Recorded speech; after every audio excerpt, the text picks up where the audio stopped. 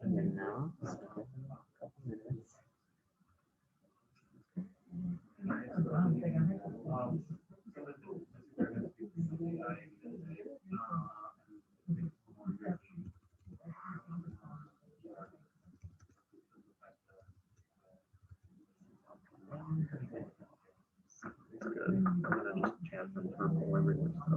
Okay. Get it set up, and then let's cool. Thank you so much. Can the people online hear me okay?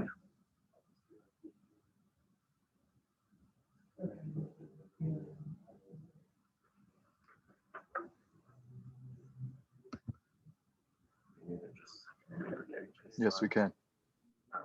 Yes, we can.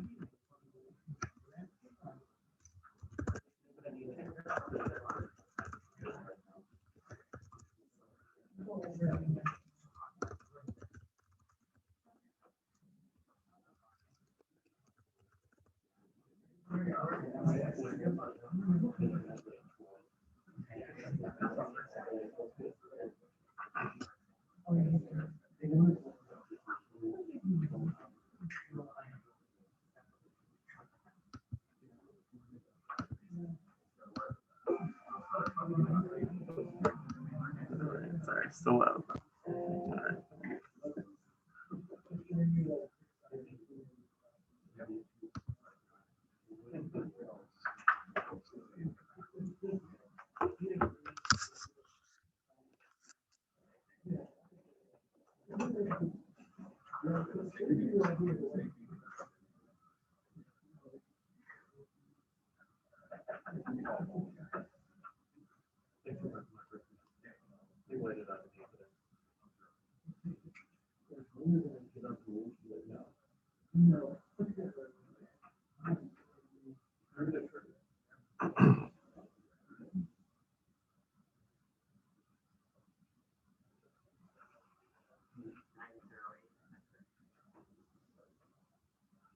Oh yeah, for those of you guys here, if you have a poll everywhere on your phones or the app, we'll make it interactive.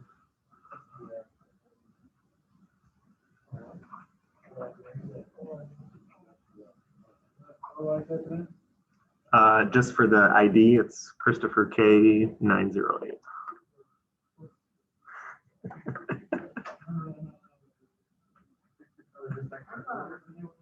What's it?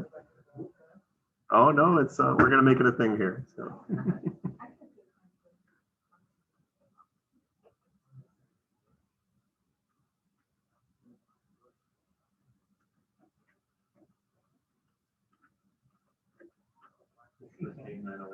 Yes.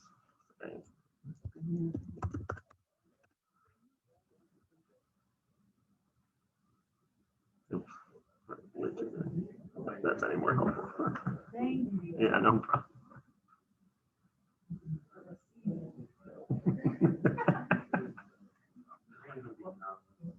You can be anonymous. Or you can be the only one that's not anonymous. Yeah. The questions are not very difficult at all, I promise you. So you can look at it.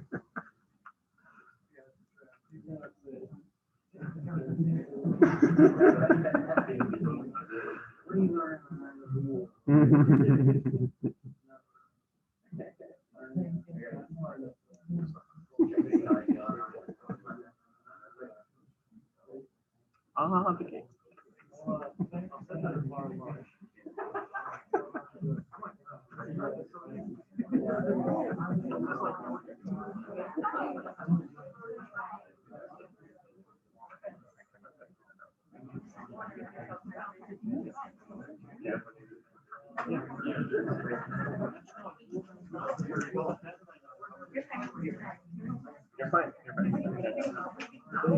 nothing. Don't worry, the laptop's up here. So if you guys want to pull everywhere, then don't worry about it. I promise.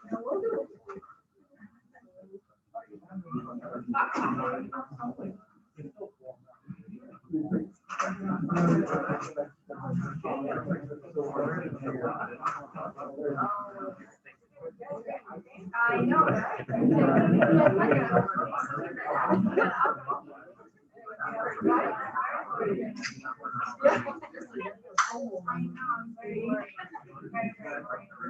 Don't be.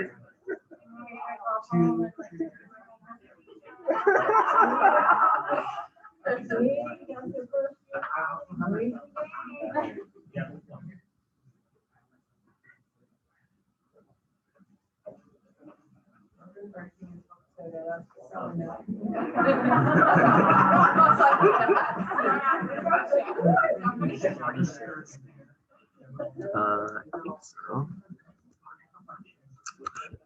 This bag,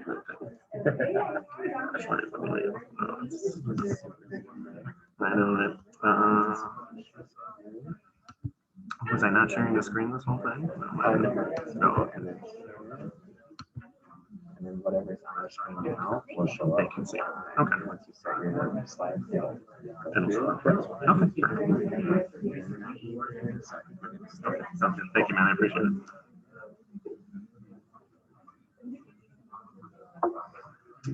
All right.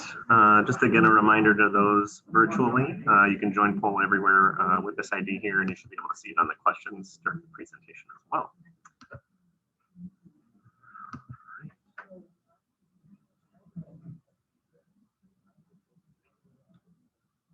All right.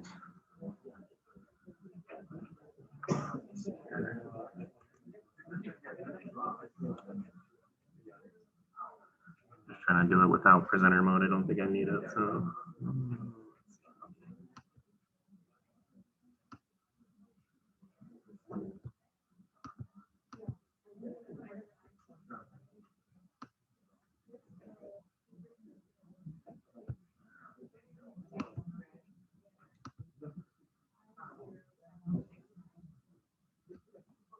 Okay, I'll make this.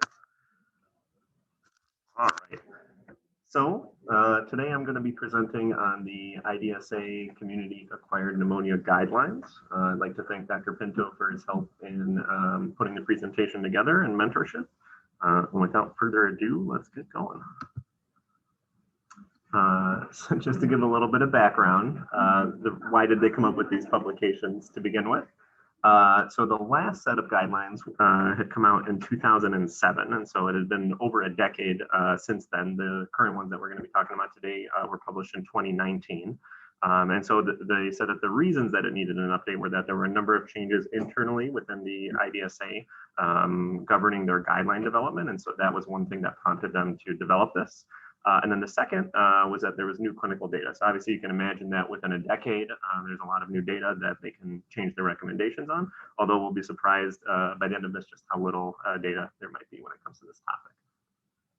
And so ATS and IDSA got together and said, let's do it. And again, it came out in 2019. So the way that they addressed this was they posed a core set of questions that they felt were important to the care of patients when it comes to treatment of pneumonia. Most of them are kind of an either or yes, no scenario. And some others are a little bit more broad, and we'll get through those. But essentially, today's presentation is going to be styled after this. The article did not go into about diagnosing pneumonia or anything like that. It was really just to address these 16 questions. So how do we diagnose community-acquired pneumonia? Anyone want to tell me what are the things we try to look for in patients with pneumonia? Yeah, exactly. So the clinical picture of symptoms. So fever, dyspnea, cough, sputum production, the usual thing we would think about pneumonia. So is it enough if a patient has symptoms? Can you say, all right, that's it, I'm diagnosing a pneumonia? Oh, yeah, exactly. You need some imaging. So what kind of imaging? Obviously, a chest X-ray, I think, is a good place to start. But what if the chest X-ray shows a clear-cut pneumonia? Do you also want a CT scan? Depends. Okay. All right. And then what if the chest X-ray doesn't show a pneumonia?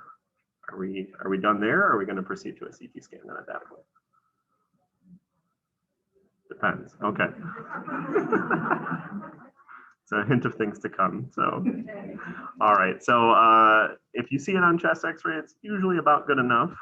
But sometimes when you may not see it in particularly patients who are immunocompromised, those that are HIV positive, perhaps, where they cannot mount that immune response, chest X-ray might be unremarkable, and a CT might give you some more information then. And so what are the things we might see on a chest X-ray, for example, that is typical of pneumonia? Yeah, consolidation. So there's a couple here. On the left, we have a nice lobar consolidation that might guide you towards something more bacterial. Whereas on the right, we have something that's a little bit more diffuse, may suggest perhaps something that's viral for you. Of course, the fun third flavor, cavitary lesions. Again, just some chest X-ray and CT of that there. All right, so we've diagnosed the pneumonia. Oh, it's my own personal computer. Don't worry. So, what do we define as severe community-acquired pneumonia? And the reason I'm bringing this up is because it's very important towards a lot of the guidelines and recommendations that we're going to discuss in the future. So the way we diagnose it is you can either have a single major criteria, which septic shock on pressors or on event. So you hit one of those, you classify this patient as severe CAP, or the minor criteria category. And for those, you need 3. And the one little caveat, I won't go and list them, you can read them for yourselves, but in terms of a leukopenia, you cannot count that if it's explained by something else. So if the patient's immunocompromised or otherwise, you can't use that as one of your minor criteria. You'd have to rely on the other ones from there. But 1 major or 3 minor, you classify as severe CAP. All right. Now, for the first question that this article tried to pose, if your poll everywheres are working, let me see here.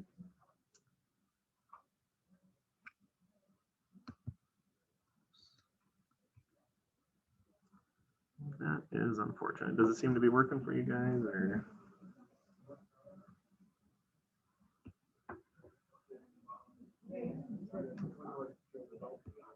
Yeah, but usually when you hover over it, the show results is supposed to come.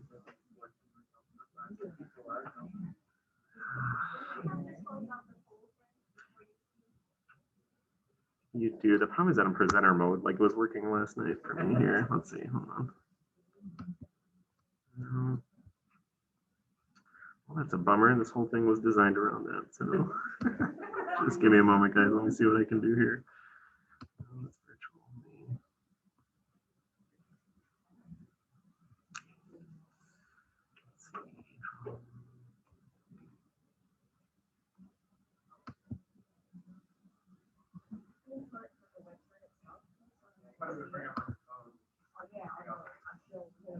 Oh, and then control it from there. Let's see.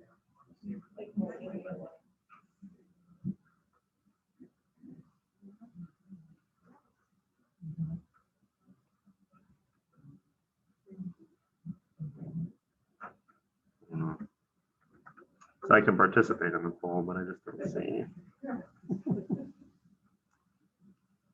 Let me see. Does anyone know how to exit presenter mode on this? Like do it just without presentation mode?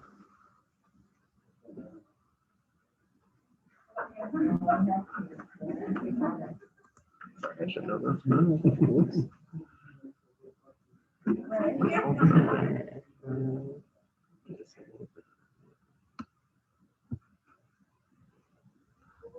Consequential, it says quick slideshow tab.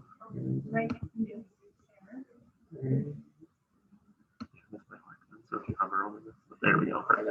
Perfect. All right. So, and we have responses. Okay, perfect. So we're gonna lock this.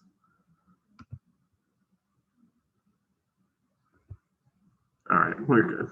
So yes, it depends. Very good. Sorry, I'm just gonna try to get this again. All right. Sorry for the technical difficulty. Okay, so yes, exactly. It depends. So when it comes to respiratory cultures in the outpatient setting, they generally advised not to get that. That was a strong recommendation and with a very low quality of evidence. This is going to be a theme you're going to see throughout this presentation. Surprising to me when I was going through all this, there's just not a lot of good data when it comes to pneumonia that they're not able to make these recommendations with a large body of evidence. On the inpatient side, again, if the patients fall into that severe CAP criteria, then you generally do want to, as well as if they're being treated for MDR organisms such as MRSA or Pseudomonas. And then if they've been hospitalized or receiving antibiotics in the last 90 days, that's another example on when you would want to obtain respiratory cultures for these patients. When it came to inpatients that did not fulfill any of those criteria, they made neither a recommendation for or against, but wanted to leave it up to clinical judgment. And that's an emphasis you'll see in here as well, is that just given the lack of data when it comes to a lot of this, clinical judgment is still going to play a part in all of these decisions. All right, and just some pros of getting it. It may help you to narrow your antibiotic therapy. If you happen to get Legionella, it has public health implications, and then the epidemiology. So you'll later come to see that depending on what you grow in the area can help to guide your local antimicrobiogram. And so getting cultures helps to keep that data up to date and guide the therapies as well. So those will be the pros to getting it. Obviously the cons, it's not the most high yield study. And there are actually studies that show when you're looking at cultures plus other labs versus just cultures alone, it doesn't really help you out when it comes to patient outcomes. But despite all of that, they still wanted to keep this recommendation in place. All right. Question number 2. In adults with CAP, should blood cultures be obtained at the time of diagnosis? And for those of you that feel bold enough to answer D, by all means, this will make this a fun experience. So.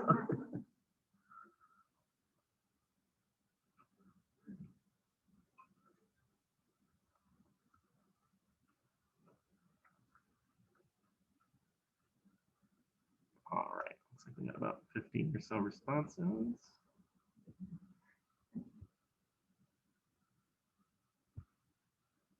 Yeah, overwhelming depends. And so again, you're seeing the theme that's prevalent here throughout. So in the outpatient setting, no, generally not getting blood cultures on patients. Yes, again, really the same criteria that we discussed about previously for respiratory cultures. The only other caveat for other inpatients, they were able to say that they do not recommend this one as opposed to leaving it up to the clinician. Again, the yield is low. You might have longer duration of antibiotics, adverse effects. And so because of those, they were able to give a recommendation not to do that. And so something I think you can take away from there. Question number 3. So in adults with CAP, should Legionella and pneumococcal urinary antigen tests be performed at the time of diagnosis? While you guys are contemplating that, I got a little bit sidetracked. A legion is defined as 3,000 to 6,000 men in the ancient Roman army. So the movie 300 and this GIF don't really apply, but I left it on there anyways. All right, can't really see how many people are voting, so I'm just gonna lock it here.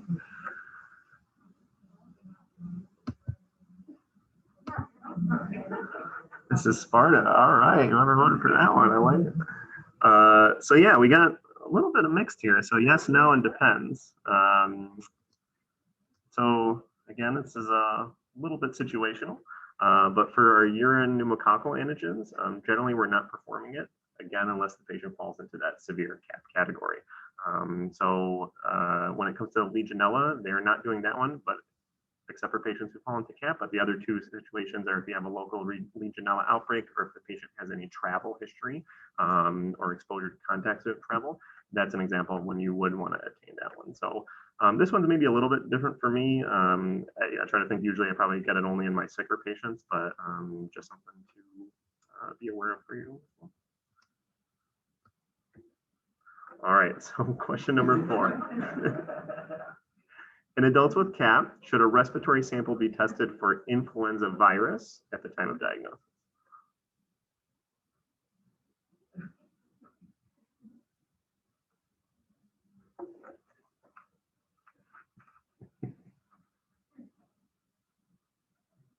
I thought to make a D statement with a political caveat, but I thought better of it.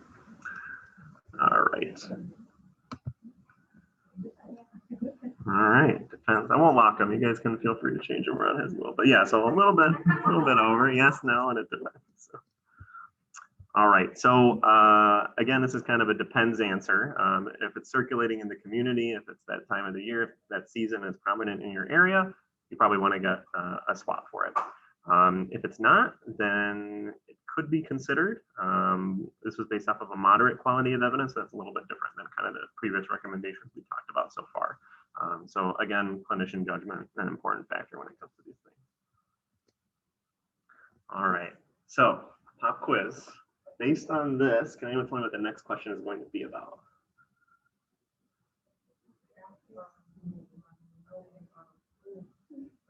I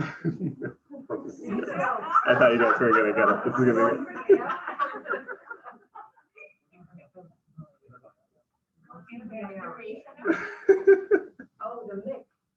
No. Oh man, I really thought this was going to be an obvious one. All right. So. Healthcare? Okay, I'll give you a hint. All right, so the first picture, those are quite a few professionals that are present. And the second picture, he appears to be making some calculations. And the third picture, it's a musical tone. And the fourth picture, Art and design.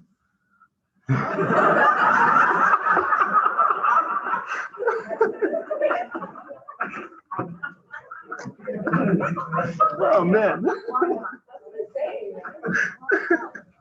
Okay, this is going to be a bad joke then on my part. I apologize. Yes, thank you.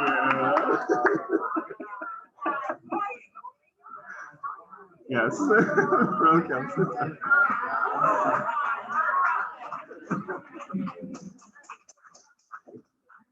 Very good.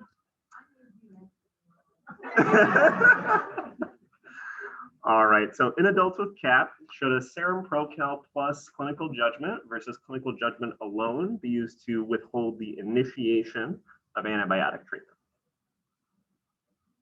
A few different options there. I'll give you guys a minute.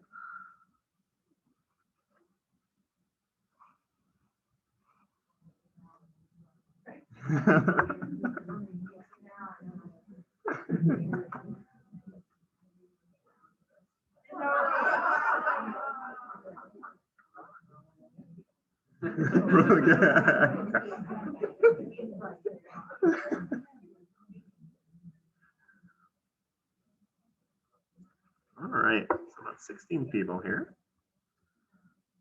Let's see. Very good. All right, so we got most people went for clinical judgment alone on this one. So yeah, that's right. Regardless of the procalcitonin level, you want to initiate antibiotics based on how the patient is doing. The one thing that they talked about in the article were about how some experts suggested that very low levels of procal or very high might preclude you to the likelihood of viral versus bacterial. However, the sensitivities of those studies ranged wildly, so I didn't feel comfortable even kind of using that in my own. And then the other thing we'll talk about in a little bit as well is that, again, the next slide here now, that if you have a concomitant bacterial and viral infection, that can kind of falsely lower the procalcitonin. So it might give you a false sense that things are getting better when really there's something else still. All right, so question 6, should a clinical prediction rule for prognosis plus clinical judgment versus clinical judgment alone be used to determine inpatient versus outpatient treatment locations for adults with CAP? So essentially, are we going to bring this patient into the hospital or not? And do you want to go with just your clinical judgment, or do you want to incorporate some type of a predictive model? And I've included a few models there as well for you to choose from.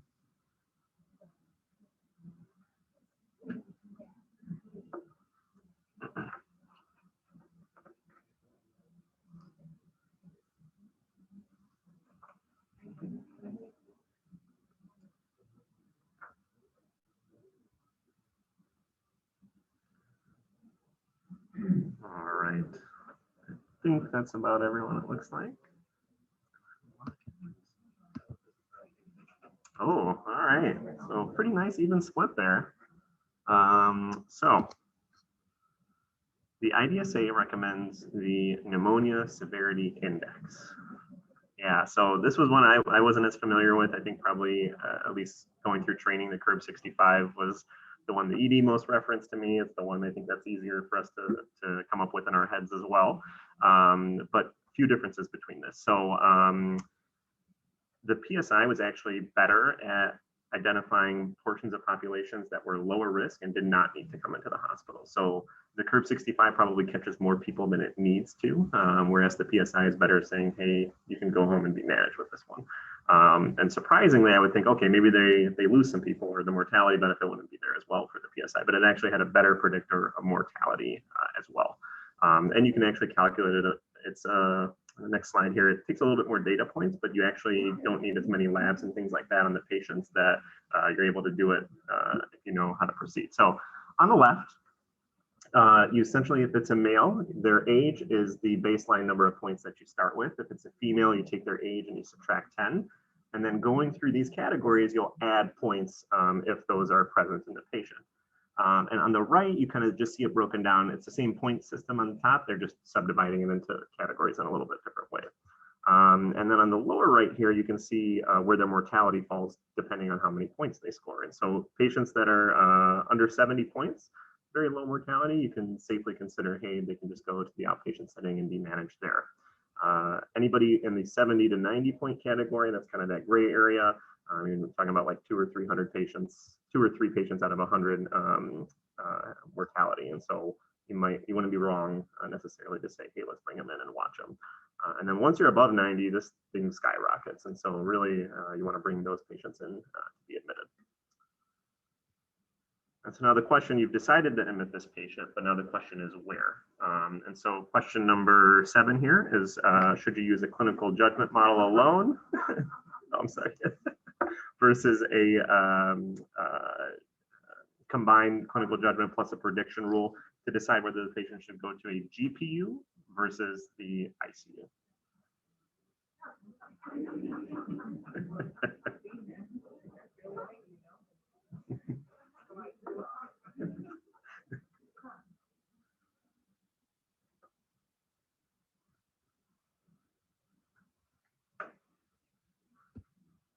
All right.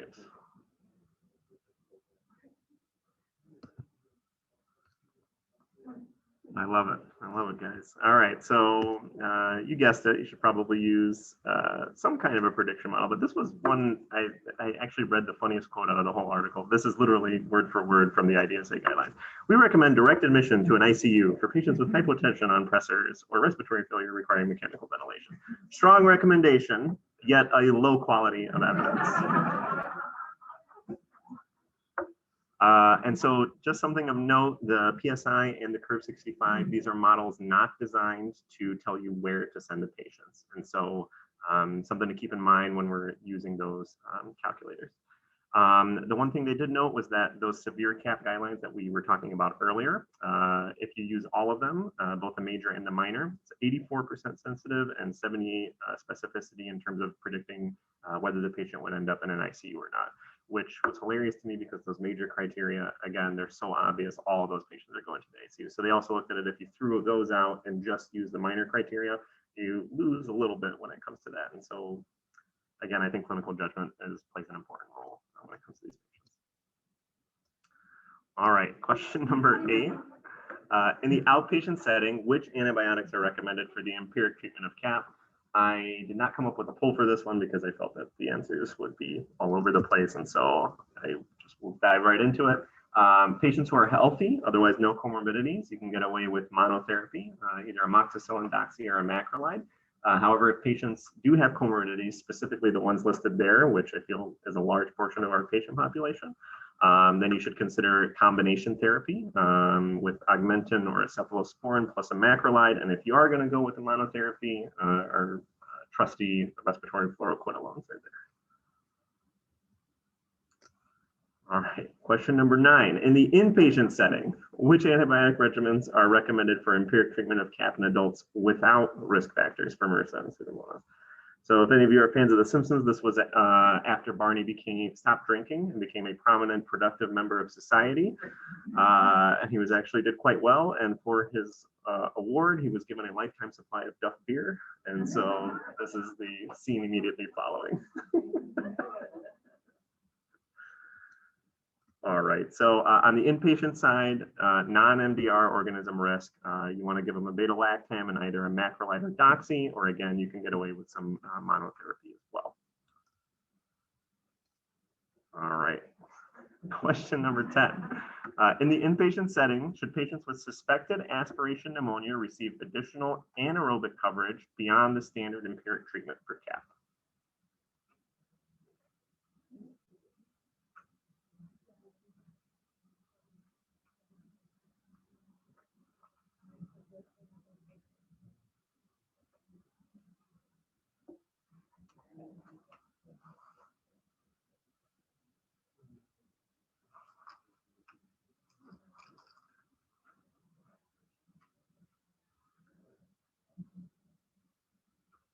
Okay, we've got enough people. All right, so nobody fell for the pitfalls there of one or the other. All right, so the correct answer is E. They recommend against adding anaerobic coverage unless lung abscess or empyema are suspected. This was one I think that was new to me, and throughout my residency, I think I was initially taught, hey, give them coverage if you suspect aspiration. But now the pharmacists here are pretty good about it, where they'll call you and say, hey, did this patient really need that anaerobic coverage? We don't see any signs of empyema or abscess. And so not giving it to those patients unless they have that is more the guidelines. Now, they reference some studies that were saying up to half of adults aspirate during their sleep. So half of us are at increased aspiration risk by that. So, yeah.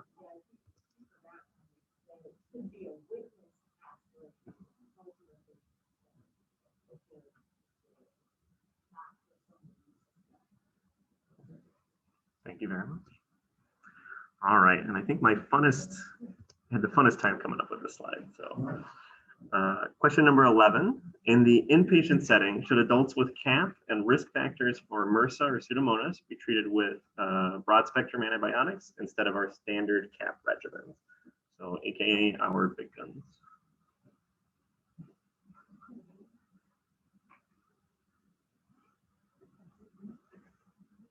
I do not want to know how much time I spent coming up on this stuff.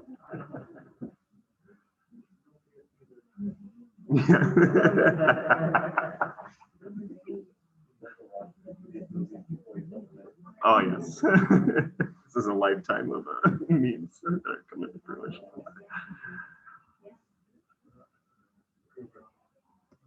Oh yeah, sorry. Oh, yeah. If there was a defense, I would have said yes. Oh, okay.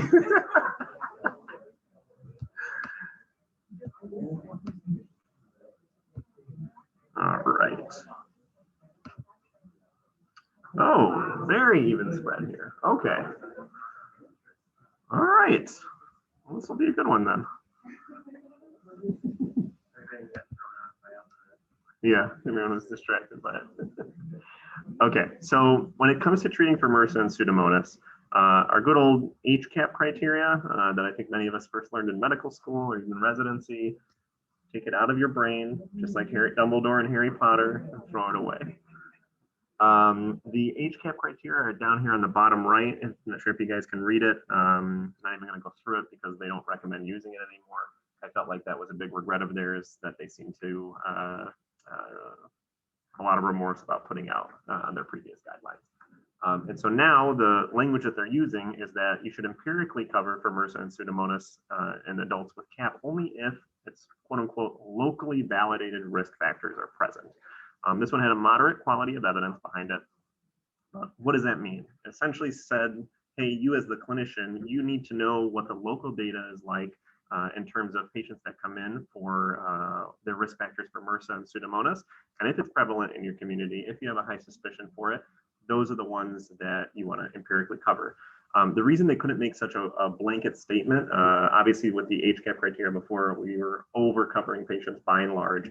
But there are some areas where the prevalence is not really all that much, and so you really shouldn't be doing this only in very specific circumstances, all the way up until areas where the prevalence is off the charts and you're almost empirically covering all patients for MDR organisms. And so that's why it really depends on where you practice medicine. And so I think this is something we probably have to lean on our colleagues when it comes to our pharmacists or microbiologists at a local antimicrobiogram in order to help us make those decisions. One of the things they did point out were that the strongest individual risk factors for whether a patient was at risk for these organisms was whether they had an organism in the past, so if it was previously isolated, particularly on respiratory cultures, or if they had a recent hospitalization requiring IV antibiotics. They didn't specify that 90 days criteria that was on the old HCAP, but that's, I guess, just what I use in my head as well. The one thing that they could give a better recommendation for was de-escalation. So patients come in, you start them on this treatment, you get cultures, but if after 48 hours the cultures are negative, they strongly advise de-escalating the patient's antibiotic therapy. And the reason for that being that reduces their duration, their admission length, their complications. And so that's something that I think probably for me, I'm going to try to do that a little bit more. If a patient comes in and they have these risk factors and I'm highly suspecting it, I probably, my old self would have said, oh, let's treat them, let's be safe. But really there can be harm from coming from that. And there's good evidence to suggest that if they're culture negative within 48 hours, that it's okay to peel that back. So, have any questions?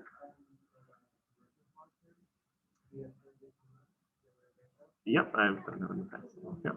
Yeah, so the question for those online was if you can de-escalate based on a MRSA NIRS swab, and the answer is we do that here. Good question. All right, nearing the home stretch here. So question number 12, should adults with CAP be treated with corticosteroids?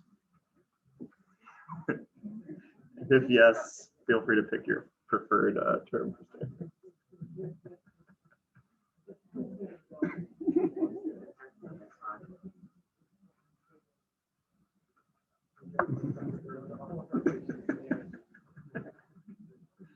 Yeah, I probably should have.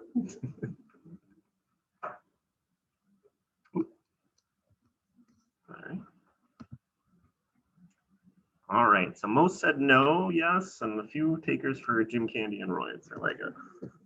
So yeah, probably depends would have been the better option to put there for that question, but they do not recommend routinely using it in non-severe CAP, nor severe CAP, nor for patients with influenza and pneumonia. So really, it was a big no across the board for them. The one thing that they caveat that they did still keep in, and I know Sharon touched on it in her presentation, was the surviving sepsis guidelines. And in those guidelines, they say that you can give corticosteroids if and only if fluid resuscitation and vasopressors fail to achieve hemodynamic stability in patients. So you're concerned for them, obviously, in an adrenal insufficiency standpoint, you can give them corticosteroids in that situation. Surprisingly enough, this was, again, a weak recommendation from the IDSA guidelines. So take that for what it is. All right, question number 13, and it doesn't look like I have a GIF for this one. That's all right. All right, in adults with CAP who test positive for influenza, should the treatment regimen include antiviral therapy?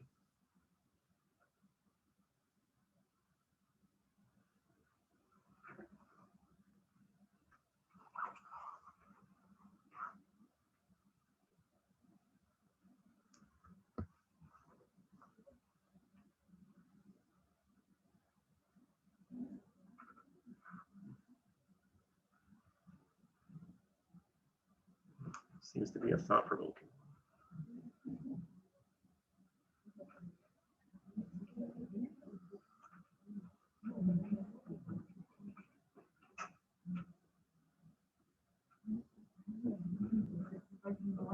I know, yeah.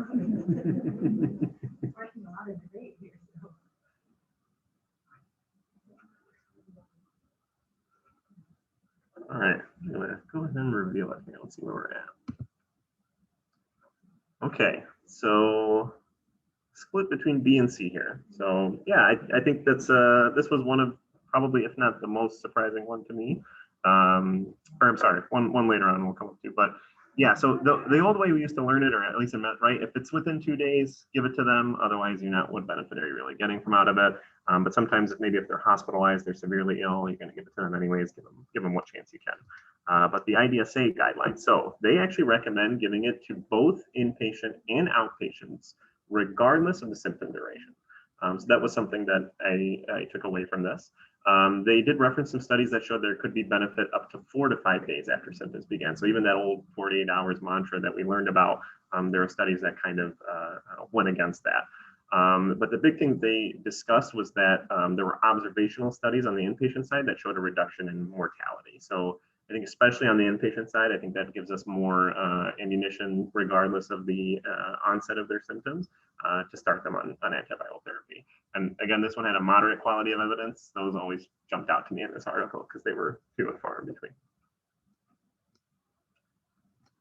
All right. Question number 14. In adults with CAP who test positive for influenza, should the regimen include antibiotics? The answer may surprise you.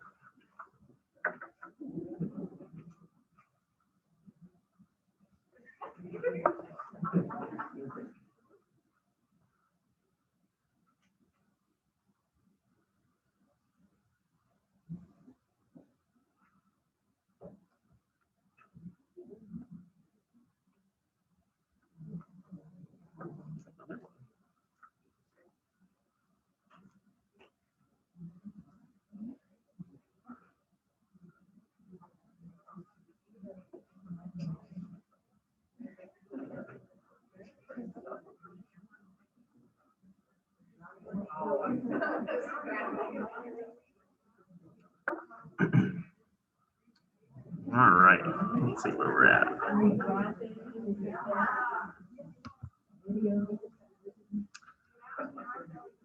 All right, so we are a little bit split between only antivirals and then antivirals plus just empiric CAP coverage, not broad spectrum.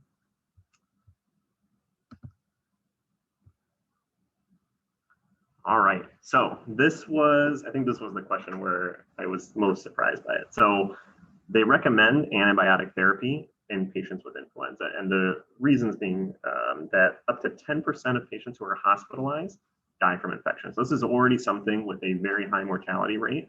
And there are studies that showed on autopsies up to 30% of those patients, or a third, had a concomitant bacterial infection. And so if you see a patient with influenza, the chances that they're going to die are already very high, and the chances that they have a ongoing bacterial infection as well, very high as well. And so you really don't want to play the game of, oh, does this one really need antibiotics or not? It's treat them with both antivirals and antibiotics because it is going to save lives.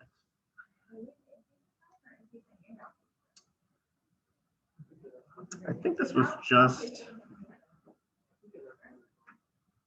yeah, I would probably, and when you think about it too, it probably makes sense for both, right? If the, yeah, that's a good question. I mean, if they have co-infection, I'd be concerned for co-infection in them, so I would want to treat them outpatient as well. So I don't know if.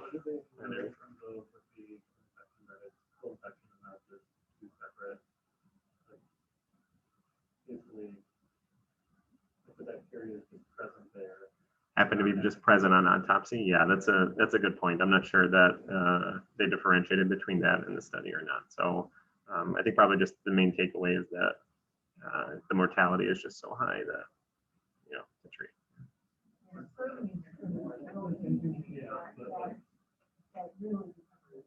It's a little bit more murky on the outpatient side. Seeing someone that is trying to make that decision, it's not quite as clear. Would this only be if there's radiographic evidence of CAP? Because they wouldn't be diagnosed with CAP. If they didn't, correct, yeah. So flu positive, but they don't have radiographic evidence, then it wouldn't.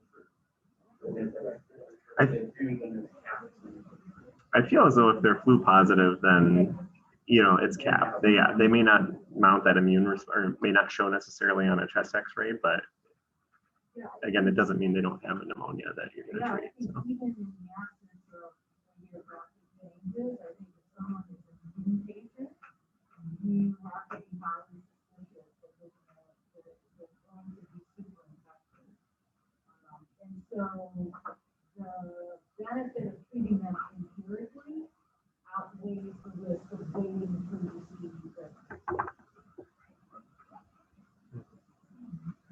questions?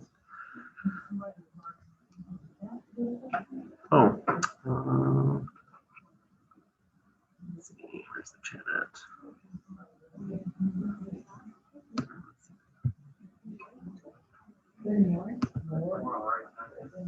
Oh.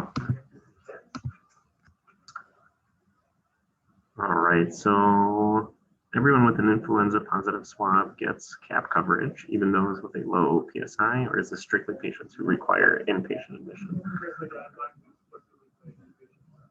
Inpatient or outpatient, okay.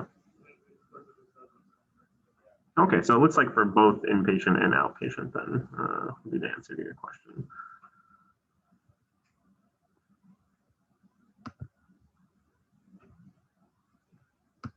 All right. Just a couple more questions here. So question number 15, in the outpatient and inpatient adults with CAP who are improving, what's the appropriate duration of antibiotics?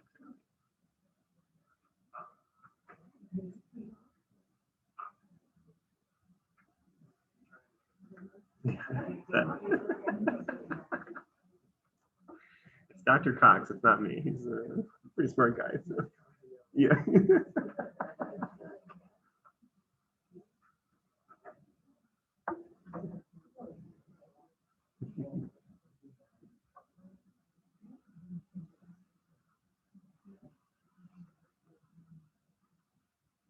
All right. Yeah, looks like most of you got it. So it really should be guided by how the patient is doing overall. That was kind of the first thing that they wanted to get across on the guidelines. The one caveat being a minimum duration of treatment. They advised no less than 5 days. So if you've got a patient with CAP, you're committing them to at least 5 days, if not more, of therapy. When would you do more? Again, if they're just not, their vitals aren't stable, they're not doing well, they're not clinically improving, that may be a sign for you to continue things versus peeling them back. Now, the age-old question of whether or not you can use a Procal to help you de-escalate therapy sooner. Again, this was kind of that area where we talked about it may be falsely lowered, especially in patients with both bacterial and viral infections.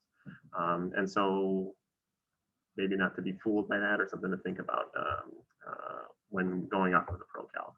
The one thing they did note was that most patients in general are getting longer durations of treatment to the point that the Procal doesn't really help you by that point. But if you do have patients that are kind of in that 5 to 7 day window, if they're still in the hospital, you're still able to get these labs. That was kind of the subset that they said it may be a benefit in order for you to get that and help you to de-escalate your therapy a little bit sooner. All right, and then the last question here, question number 16. In adults with CAP who are improving, should you get a follow-up chest imaging?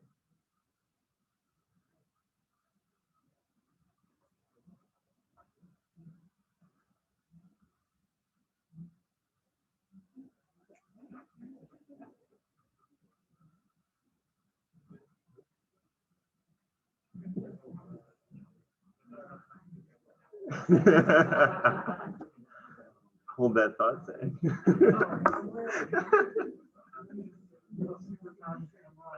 Yeah. No, you just want to ultrasound the lungs, okay? That's all you need.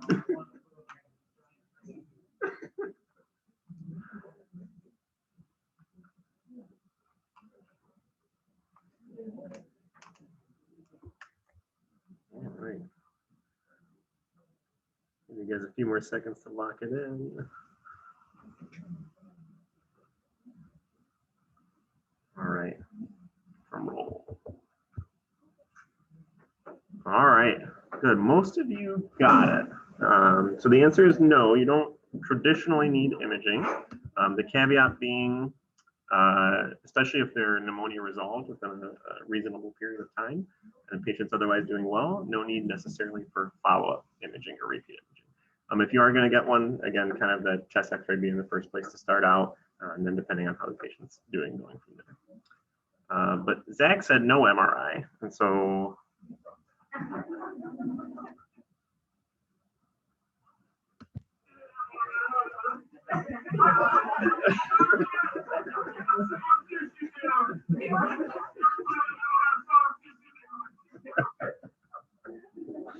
Contrary to what Will Ferrell might say, no, you do not need an MRI.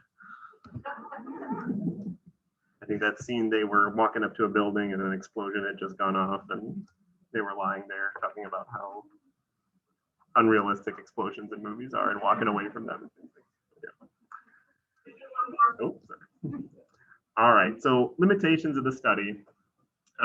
Essentially, it was a panel of physicians that decided what questions they wanted to ask. So those 16 questions that we just went over, those were just the ones that they thought were most important. And so maybe there were questions that they didn't think to ask that they should have, or maybe some of the questions that they did think to ask, shouldn't have made it into there. And so that's one limitation. There was quite a number of studies that they reviewed. They looked at meta-analyses. They looked at a number of studies for each of these questions. But again, that overall, the evidence is not all that strong. And so that was, again, just something that surprised me. So they actually made a call for in the article that more studies should be performed so that we can try to get more answers to some of these questions. The one thing that the guidelines did not focus on that they were explicit was that any pneumonia that was diagnosed, or studies that talked about diagnosing it without any radiographic evidence, they did not consider that. Patients that were outside of the US, so really it only applied to studies that were done in the US. Those with the recent travel history, so they didn't look at those patients, and then those that are immunocompromised or with a transplant history. So when I think of our patient population here, that especially I think is probably a big limiting factor, especially for that subset of patients when it comes to these guidelines. And again, overall, they just stress the importance of clinical judgment. I remember Dr. Ouellette one time asked me what did I think a guideline was when I was a med student, and I answered him, oh, it's just a soft recommendation, something that they say you can consider doing it, but you don't necessarily have to. You should go with what's in front of the patient. And he gave me a very good lecture on what goes into the CHEST guidelines, which he is a part of. And so that was a very humbling experience to me that I probably wouldn't do anything against the CHEST guidelines.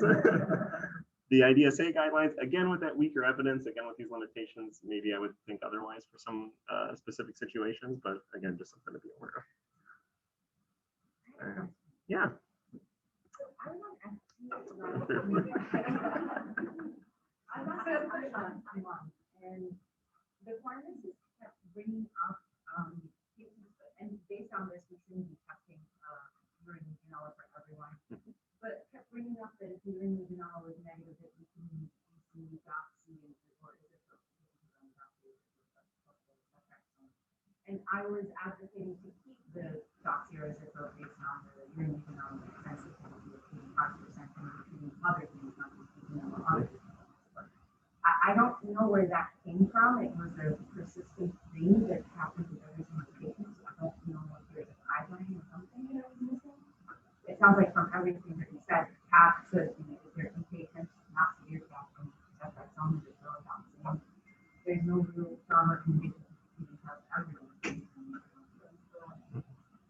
Yeah, I would agree, because like you said, there are other atypicals that you'd want to have coverage for. It's just, I think they were trying to address whether or not you would need to order those specific tests and in which subset of patients. But you're right. I think I would have kept those antibiotics on despite that testing if there's a suspicion for it.